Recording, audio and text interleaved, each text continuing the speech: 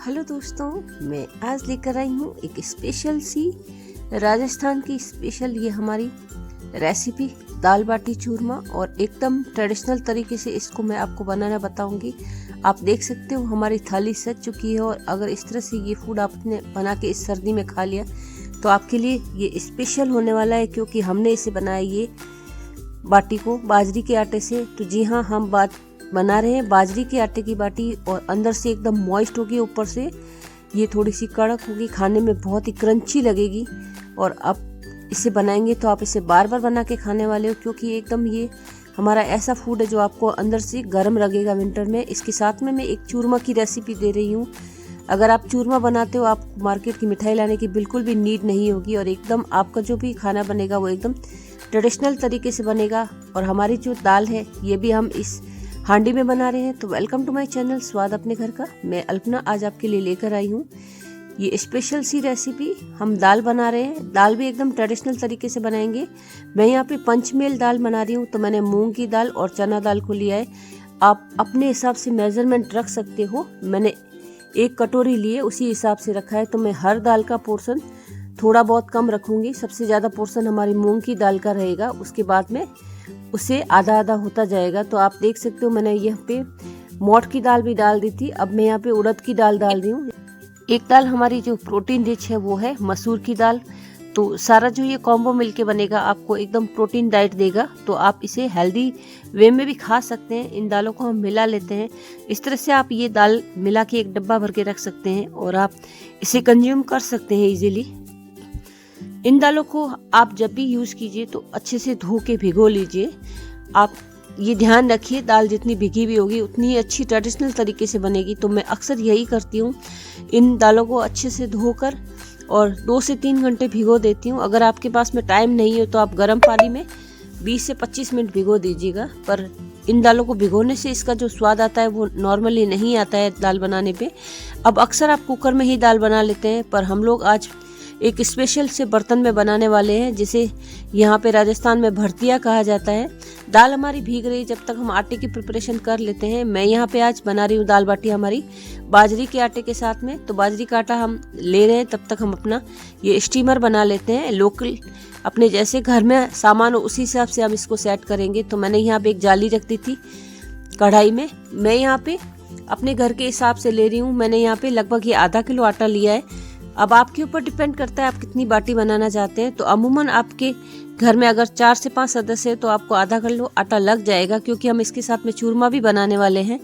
तो इस तरह से थोड़ा सा नमक डाल के हम इसको गूंद लेंगे। अगर आप चाहें तो इसके अंदर घी डाल सकते हैं मोइन के हिसाब से, पर मैंने आज इसे नॉर्मल ही बनाया है। अगर आपको अच्छा लगे तो मैं आपके लिए ऐसी मसाला बाटी भी लेकर आऊँगी, जिसके साथ में आपको कोई नीड नहीं होगी।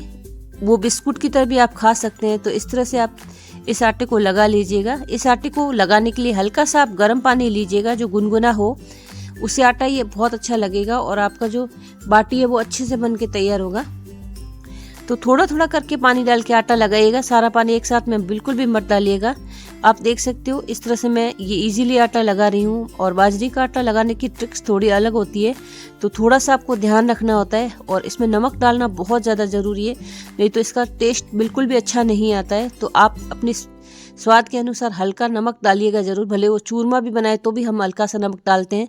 आटा हमारा लग चुका है, और इसकी मैं इस तरह से लोई बना लूँगी। अब थोड़ी सी जो बाटी बनती है उसकी लोई बड़ी होती है नॉर्मल से, जैसे आप रोटी की लोई लेते हैं उससे थोड़ा सा बड़ा लेना होगा आपको, और इसके इस तरह से डिप्रेशन बनाना होगा बीच में। ये डिप्रेशन बनाने का भी एक राज है, अच्छे से सिकती है इस तरह से। तो हम इस तरह से ये सारी बाटियां एक साथ में तैयार कर लेंगे। मैंने इसे 2 बैच में बनाया है। आप इस तरह से प्रिपेयर करके पहले रख सकते हैं, और जब आप इसको सेट करेंगे तब तक आपकी थाली पूरी भरी हुई होगी। तो थोड़ी थोड़ी प्रिपरेशन आप साथ साथ में करते रहिएगा। हमारी बाटी सारी बन चुकी है। आज मैं आपको इसकी चूरमा रेसिपी भी दूंगी। बाजरी का जो चूरमा होता है वो आम ट्रेडिशनल घरों में बहुत ज़्यादा खाया जाता है। और यहाँ पे ये हमारी गर्म पानी का बॉयलर तैयार हो चुका। आप देख सकते हो हम इस तरह से स्टीम लगाने वाले हैं। तो एक एक करके इसमें लगा लेंगे। जाली को आप हल्का सा ग्रीस कर लीजिएगा, ताकि आपका जो बाटी है इसमें चिपकेगा नहीं। मैंने यहाँ पे इसको थोड़ा सा घी लगा के ग्रीस कर लिया था। भले वो स्टीम करके अंदर चला जाएगा पानी के, पर ये बाटी हमारी बहुत खुशबूदार बनेगी उससे। तो इस तरह से ये हमारा बॉयलर तैयार हो गया। आप इसे स्टीमर भी कह सकते हैं। तो यहाँ पे आप देख सकते हो मैंने इसे 10 मिनट के लिए स्टीम किया है। अब ये ऊपर से हल्का सा हार्ड हो गया, अंदर से स्टीम्ड हो चुका है, पर इसको इस स्टेज पे मत निकालिएगा। इसको हम निकाल के थोड़ा सा ठंडा होने के बाद में ही निकालेंगे। अगर हमने यहाँ निकाला तो ये टूट जाएगा। ये हमारा ठंडा हो रहा है, तो हम थोड़ी देर बाद में इसको निकालेंगे।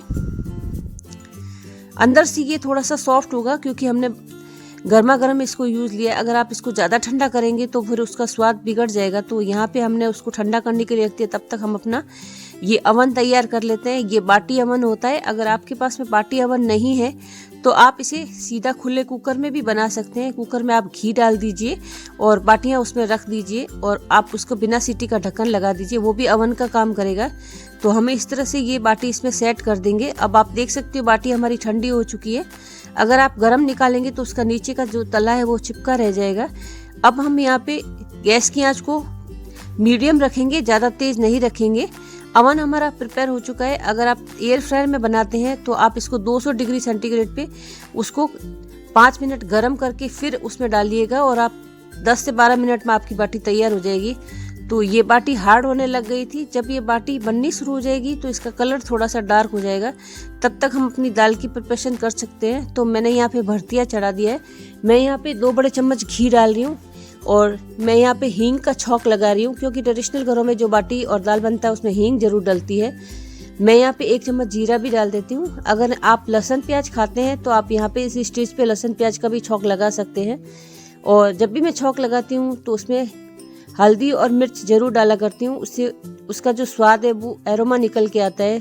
तो इस तरह से आप इसमें पानी डाल दीजिए। अब आपने देखा ये जो निकला है ये खुशबू के साथ में आपको आएगा पानी, और बहुत अच्छी जो दाल के अंदर खुशबू आ जाएगी। तो इस तरह से आप ट्रेडिशनल तरीके से बना सकते हैं। अब आप जो दाल में मसाले डालते हैं स्वाद अनुसार वो डाल सकते हैं। तो मैं यहाँ पे मिर्च, हल्दी और नमक डाल रही हूँ। अब बेसिक से मसालों के साथ में ये दाल बहुत अच्छी बन के तैयार होती है। और इस दाल को बनाने का भी एक तरीका होता है। आप इसमें जब ये पानी गर्म हो जाए अच्छा सा तब दाल डालिएगा, ठंडे पानी में बिल्कुल भी मत डालिएगा। और दाल हमारी अच्छे से भीगी हुई है तो कोई प्रॉब्लम भी नहीं होगी। मैं ये दाल इसमें डाल देती हूँ। अब दाल का जो पानी है हम निकाल के ही इसमें डालेंगे। तो मैंने इस तरह से अपनी दाल इसमें डाल दी थी सारी। आप अपने घर के हिसाब से बना सकते हैं दाल को। अमूमन अगर 4 लोग का परिवार है तो आपको 1 कटोरी दाल अच्छे से सेट हो जाएगी। अब यहाँ मैं ढक्कन लगा देती हूँ। इस ढक्कन लगाने के बाद में भी हमें इसके ऊपर थोड़ा पानी डालना होता है, ताकि जब हमें दाल में पानी मिलाना होगा तो इसी ढक्कन का ये पानी हम मिला देंगे। अगर आपने दाल में ठंडा पानी मिला दिया तो प्रोसेस रुक जाता है। तो इस तरह से ये हमारी बाटी सिकने लग गई थी। अब बाटी जो होती है वो हल्की सी एक तरफ से हार्ड ही होती है, ध्यान रखिएगा। सॉफ्ट बाटी आप बनाएंगे तो आपको वो कच्चेपन का एहसास होगा। तो एक तरफ से जो ट्रेडिशनल घरों में बनती है वो बाटी थोड़ी सी हार्ड होती है और नीचे से हल्की सी डार्क कलर की हो जाती है। तो ऐसा नहीं होता है कि वो जली भी है, ये इसके ऐसे इम्प्रेशंस आते ही हैं। और ये बाटी खाने में बहुत ज़्यादा टेस्टी होती है। अगर सॉफ्ट बाटी खाते हैं तो आपको स्वाद नहीं आने वाला है, तो जो क्रंच आएगा वो अच्छा लगेगा। यहाँ देख सकते हो ये मैं पानी इसमें थोड़ा थोड़ा करके मिलाती रहूँगी और मैं ऊपर से वापस पानी डाल के रख लिया करती हूँ, क्योंकि इस दाल को पकने में थोड़ा टाइम लगता है। और ये इसके ऊपर जो झाग आएगा उसको आप निकालते रहिएगा, जो फैन होता है। तो हमारी दाल पकने लग गई थी। अब लगभग इस दाल को पकाने में आपको 15 से 20 मिनट का टाइम लग जाएगा। और अगर आप कुकर में बनाते हो तो आपको सिर्फ 5 मिनट में सीटी में दाल पक जाती है, पर वो दाल पकती नहीं है, वो दाल गलती भी नहीं है। उसका जो होता है प्रोसेस बहुत अलग तरीके से हो जाता है। पर इस तरह से जो दाल बनेगी इसकी खुशबू भी बहुत अलग होगी। हमारी दाल इस तरह से देखिए अच्छे से पक चुकी है, पर अभी ये गली नहीं है, तो मैं दाल को गलाने वाली हूँ। और ये जो भरतिये में दाल गलती है उसका टेस्ट बहुत ही अच्छा आता है। और हमारी यहाँ पे बाटी भी कुछ सीख ही चुकी है, तो आप देख सकते हो इसका कलर कितना प्यारा सा आया है। इसको बीच बीच में उलटते रहना बहुत ज़्यादा ज़रूरी है। तो बाटी हम निकाल लेते हैं। बाटी हमारी एकदम से प्रिपेयर हो चुकी है। एक आपको टिप्स और दूंगी, अगर आपकी बाटी थोड़ी सी ज़्यादा आपको लगता है कि जल गई है, तेज आंच रह गई है, तो आप कुछ मत कीजिए। आप जो आपकी अदरक घिसने वाली होती है या आप जो आलू घिसते हैं उससे आप उसका सिरा घिस लीजिएगा तो उसका जो कालापन है वो निकल जाता है, कोई दिक्कत नहीं होगी आपको। पर हमारी बाटी एकदम से परफेक्ट बन के तैयार हुई है और मुझे इसी तरह की बाटी अच्छी लगती है। अंदर से ये सॉफ्ट है, ऊपर से थोड़ी सी क्रंची है। हम एक घी की बाटकी तैयार करके रखे हुए हैं और इसी बाटकी में हम ये डुबो के ये निकाल लेंगे बाटी। अब आपको इसमें रखने की बिल्कुल भी ज़रूरत नहीं है, आप इस तरह से डाल के निकाल लीजिए। आप जितनी भी बाटी बनाते हैं इस तरह से प्रिपेयर कर लीजिएगा, थोड़ा सा तोड़ के हाथ से और इसमें बाटी डाल दीजिए तो वो घी ले लेती है। और अमूमन ये जो बाटी बनती है अंदर से बहुत ज़्यादा मॉइस्ट रहती है घी के कारण, तो इसी तरह से हमने सारी बाटियों को प्रिपेयर कर लिया था। अब अमूमन आप गेहूँ के आटे से दाल बाटी खाते हो, पर आज ये बाजरे के आटे की बाटी बना के देखिएगा, बहुत ही टेस्टी लगेगी खाने में और इसका जो चूरमा होगा वो लाजवाब होगा। दाल हमारी पक चुकी है, फिर से देख लेते हैं। ये देखिए दाल एकदम से सेट हो चुकी है, इसका पानी भी खत्म हो चुका है। तो मैंने साइड में जो भगोने में गर्म पानी भी चढ़ा रखा है ताकि मैं इसमें दाल में वो डाल सकूं। मैं बिल्कुल भी ठंडा पानी नहीं डालती हूँ दाल में, नहीं तो पानी अलग हो जाता है, दाल अलग हो जाती है। तो थोड़ी सी चीज़ों को आपको ध्यान रखने की ज़रूरत है। और आज जो हमने चावल बनाए वो भी हमने एका पानी के चावल बनाए एकदम ट्रेडिशनल तरीके से। अब आप कहेंगे एका पानी के चावल क्या होते हैं? जो पानी निकाल के नहीं उसका निकाला जाता है, उसको सीधे चावल उसी पानी में पकाए जाते हैं। तो चूरमे की प्रिपरेशन करते हैं। मैंने यहाँ पे 2 बड़े चम्मच घी डाला है और जो बाटी हमने बना के रखी थी उसको इस तरह से तोड़ के इसके अंदर डालते जाएंगे। अब मैं यहाँ पे एकदम चूरा नहीं करूँगी क्योंकि मुझे थोड़ा सा क्रंच अच्छा लगता है चूरमे में। आप चाहें तो अगर बड़े बुजुर्ग को खिलाने वाले हैं तो आप उसको मिक्सी में चला के भी बना सकते हैं, उनके लिए खाने में बहुत ज़्यादा ईजी हो जाएगा। तो आप जैसे चाहें वैसे बना सकते हैं, पर हल्का सा क्रंच होता है तो चूरमा खाने में बड़ा मज़ा आता है। इस तरह से मैं इसको तोड़ के डाल दूंगी। मैंने लगभग 4 से 5 बाटी का चूरमा बनाया है। इसको अच्छे से मिला लेंगे। अगर आपको लगता है ये अंदर से थोड़ी सी कच्ची है तो आप इसी स्टेज पे इसको इस तरह से पका के भी खा सकते हैं, कोई प्रॉब्लम नहीं होगी।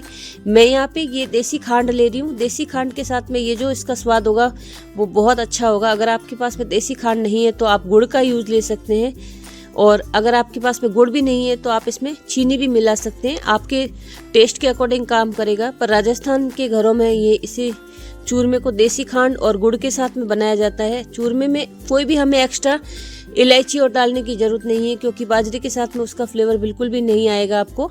यहाँ पे देख सकते हो ये थोड़ी देर में जो खांड थी हमारी गल चुकी है और इसके ये चूरमा बन गया है। इसमें थोड़े से ड्राई फ्रूट्स डाल देते हैं। बाजरे के साथ में जो काजू का टेस्ट है वो बहुत ज़्यादा अच्छा आता है, बादाम का उतना ज़्यादा नहीं आता है।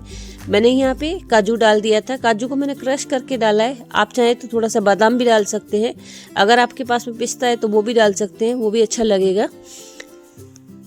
मैं यहाँ पे थोड़ा सा ये नारियल का पाउडर छिड़क रही हूँ। इससे क्या होगा, ये जो बाइंडिंग है बहुत अच्छी आएगी और इसमें जो नारियल का टेस्ट आएगा वो बहुत अच्छा लगेगा। इसको अच्छे से आप बना सकते हो इस तरह से।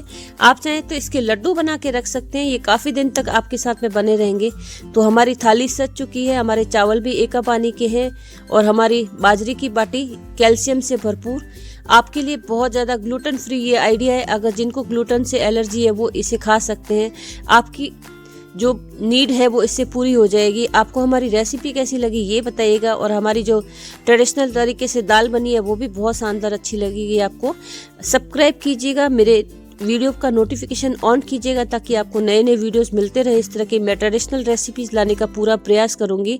फिर मिलूंगी आपसे इसी तरह की एक हेल्दी और टेस्टी रेसिपी के साथ में। तब तक आप दाल बाटी चूरमे का आनंद लीजिए, और इस विंटर में आपको अंदर से गर्म भी बहुत ज़्यादा रखेगा।